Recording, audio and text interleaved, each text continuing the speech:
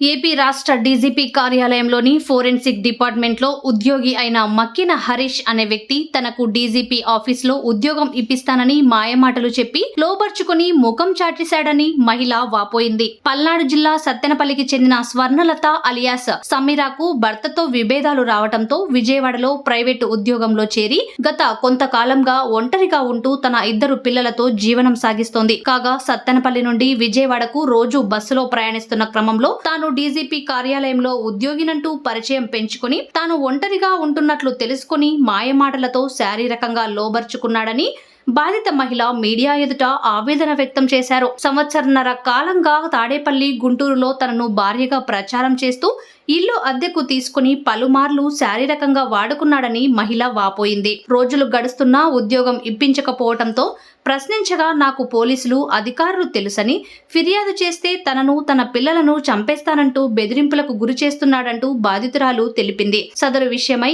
ఎస్పీకి ఫిర్యాదు చేయడంతో పాత గుంటూరు పోలీస్ స్టేషన్ కు ఫిర్యాదును బదిలీ చేశారని, పోలీస్ స్టేషన్ గేటు బయట తనపై దాడి చేసి ఫిర్యాదు వెనకకు తీసుకోకపోతే తనను, తన పిల్లలను చంపేస్తానంటూ హరీష్ బెదిరించాడని, అందుకే ఫిర్యాదును వెనక్కి తీసుకోవాల్సి వచ్చిందని బాధిత మహిళ ఆవేదన వ్యక్తం చేశారు. హరీష్ తనను మాయమాటలతో మోసగించడంతో జీవితాన్ని కోల్పోయారని పోలీసు ఉన్నతాధికారులు స్పందించి తనకు న్యాయం చేయాలని బాధిత మహిళ కోరారు.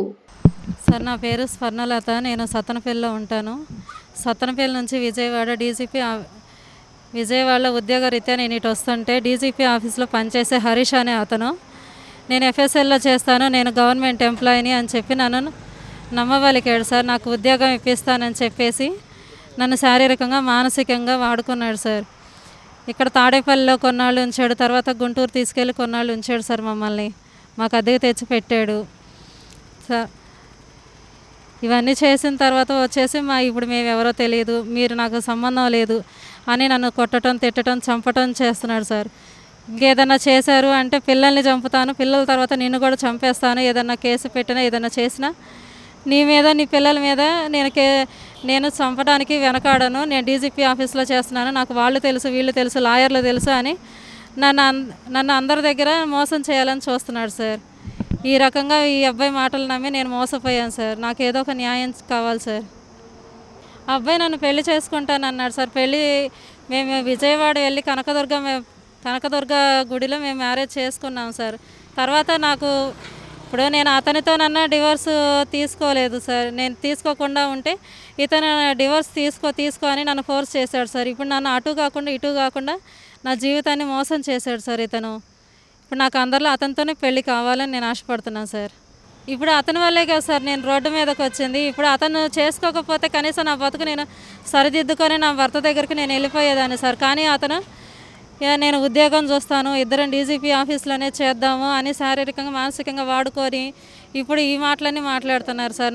నాకు సంబంధం లేదు, నువ్వంటే నాకు ఇష్టం లేదు, నేను నిన్ను చంపేస్తాను, ఎవరితో నన్ను మాట్లాడినా ఏదైనా చేసినా ఇలా చేసి నన్ను చంపేస్తానని బెదిరిస్తున్నాడు సార్. ఇంకొకటి వచ్చేసి నన్ను అసభ్యకరంగా నీకు 5 ఉన్నారు, 6 ఉన్నారు అన్నట్టు మాట్లాడుతున్నారు సార్. ఇవన్నీ అబ్బాయి తేల్చుకోవాల్సిన విషయాలు సార్. తీసుకెళ్ళాను సార్, ఎస్పీ ఆఫీస్లో పెట్టాను సార్. ఎస్పీ ఆఫీస్లో పెడితే వాళ్ళు ఓల్డ్ గుంటూరుకి రాశారండి. వాళ్ళు వచ్చేసి మీకు 3 నెలల సరుకులు వేస్తారు, తర్వాత నుంచి వేరే కొంచెం పోషన్ ఇస్తాడు, అంతేగాని మొత్తం అయితే ఇవ్వరమ్మా నీకు అని మాట్లాడారు సార్. అదైతే నాకు సమ్మతం అనిపించలేదు సార్. ఎందుకంటే హరీష్ అనే అతను నన్ను ముందుగానే బయటికి పిలిచి నన్ను బెదిరించాడండి. నీ పిల్లలు ఇంటి ముందే ఆడుకుంటున్నారు, చంపేస్తానని అన్నట్టు మాట్లాడాడు సార్. అతను మంగళగిరి డీజీపీ ఆఫీస్లోనే 4th ఫ్లోర్లో చేస్తాడండి, ఎఫ్ఎస్ఎల్లో.